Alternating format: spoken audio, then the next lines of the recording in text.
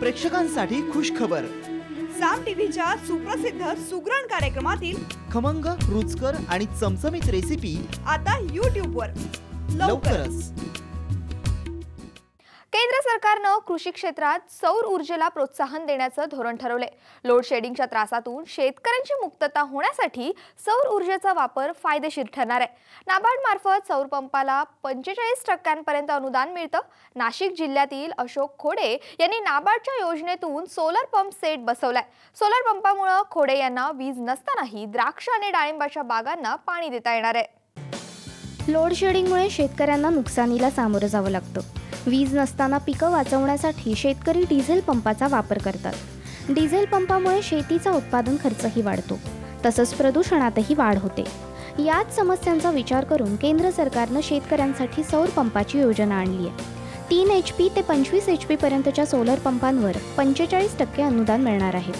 दिंडोरी तालुक्यातील पिंपळगावचे द्राक्ष आणि डाळिंब उत्पादक अशोक खोडे यांनी या योजनेमार्फत सोलर पंप बसवला।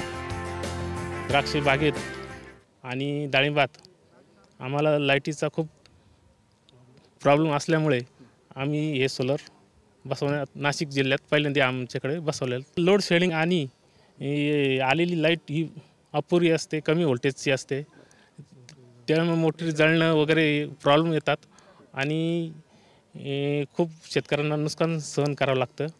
त्याच्यासाठी आम्ही हा सोलर पॅनल टाकला आहे आणि या सोलर पॅनलमुळे आम्हाला नक्कीच फायदा होईल असं आम्हाला वाटतं। साधारणतः 7 ते 8 एकर द्राक्षबाग माझ्याकडे आहे आणि जसं आत्ताच खोडे साहेबांनी सांगितलं त्याप्रमाणे त्यांनी जो काय आता हा सोलर पॅनल जो योजनेअंतर्गत जो लावला आहे पंप जो आपण म्हणतो तो खूपच फायदेशीर आपल्या सगळ्या शेतकऱ्यांना होणार आहे। त्याच्यामध्ये बागायतीचं आहे पण जिरायतसुद्धा शेतकऱ्यांसाठी त्याची खूपच चांगली बाब होणार आहे। काय होतं, दरवर्षी तुम्हाला विजेचा जो हा प्रॉब्लेम आहे हा दरवर्षी वर्षानुवर्ष हा इथंच राहणार आहे, कारण ती लाईट टिकत नाही जेवढी आपल्याला अपेक्षित आहे। आणि मग त्याच्यामुळे साहजिकच द्राक्ष बागाचं पीक असं आहे की त्याला तुमचं थोडंफार जरी 19-20 झालं पाणी देताना तर त्याचं खूपच नुकसान होतं। तर त्याच्या तुलनेमध्ये हा जो काय यांनी जो राबवला आहे हा जो संकल्प हा खूपच चांगला आहे आणि निश्चितच त्याचा आपल्या सगळ्या शेतकऱ्यांना जिरायतदार असो बागायतदार असो त्यांना त्याचा निश्चितच फायदा होईल। या सौर पंपामुळे शेतकऱ्यांना रात्रीच्या वेळेस पाणी भरण्याच्या समस्येतून कायमची सुटका मिळणार आहे। अगदी सोप्या पद्धतीने आणि कमी वेळेत शेतकऱ्यांना या योजनेचा लाभ घेता येणार आहे। यासाठी शेतकऱ्यांना KYC डॉक्युमेंट आणि 7/12 उतारा लागणार आहे। द्राक्षासारखं प्रमुख पीक आणि यावेळेस पाण्याची कमतरता असते, विजेची उपलब्ध नसते आणि त्यावेळेस जर पाणी दिलं गेलं नाही तर मोठ्या प्रमाणात शेतकऱ्यांचं नुकसान होतं। तर ही स्वतः शेतकरी आपल्या शेतावर उपलब्ध नैसर्गिक सूर्यप्रकाशाचा वापर करून एनर्जी प्रोड्यूस करू शकतो आणि त्याचा वापर तो सहज आणि सोपा करू शकतो। हे प्रत्यक्ष इथं पाहिल्यानंतर आणि खरं त्या शेतकऱ्याचं कौतुक करायला पाहिजे की ज्यांनी हे केलं। अशा पद्धतीने इतर शेतकऱ्यांनी सुद्धा अनुकरण करायला पाहिजे आणि मोठ्या प्रमाणात या तंत्रज्ञानाचा वापर करायला पाहिजे, जेणेकरून शेती उत्पादकता, शेतीची क्वालिटी आणि चांगल्या प्रकारे शेतकऱ्याला आर्थिक सहभाग लाभू शकेल। केंद्र सरकारने ही योजना राबवली आहे। आता याच्यात बऱ्याचशा शेतकऱ्यांना हे होतं की त्यांचा जो जुना अनुभव होता तो असा होता की त्यांना बरीचशी धावपळ करावी लागते। सबसिडी हा विषय बोलायला खूप आवडतो लोकांना, पण त्याच्या मागची जी धावपळ आहे ती लोकांना, शेतकऱ्यांना आवडत नाही आणि त्याच्यातनं ते खूप त्रासले जातात। म्हणजे त्यांना सहसा असं वाटतं की साधारण 6 महिने, 8 महिने, 1 वर्ष, 2 वर्ष निघून जातील या सबसिडी मागे।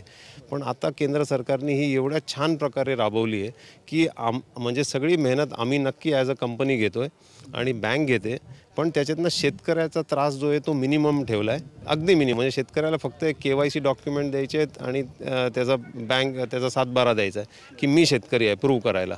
त्याशिवाय शेतकऱ्याला एक नॉमिनल अमाऊंटची डिपॉझिट त्याच्याच खात्यात बँकेत करायची आणि त्याच्यानंतर सगळं काही नाबार्ड जी सबसिडी आहे ती नाबार्ड सबसिडी ऑलरेडी बँकेत ॲडव्हान्समध्ये जमा करते।